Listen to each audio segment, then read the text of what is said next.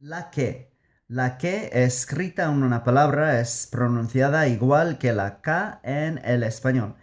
Y tomar en cuenta de que el abecedario chamorro no tiene C ni Q ni X, la que ha sustituido la C y Q en las sílabas españolas K, que, ki, ko y Q.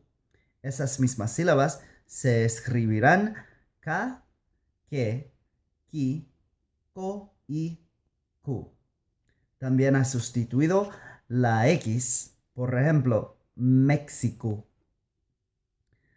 Pero las excepciones son que los nombres y apellidos españoles y los de origen chamorro, más los nombres de sitios y pueblos por todas las Islas Marianas se quedan escritos con ortografía española, aunque tengan otras pronunciaciones.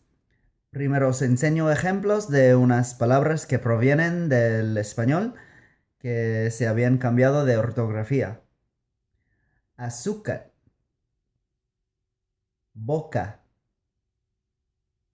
pesca, kaddu, katni, katta, queso,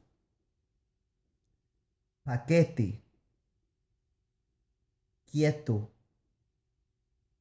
máquina, cinco, cocina, miércoles, octubre, lección, claro, escuela, cortina, color, explica,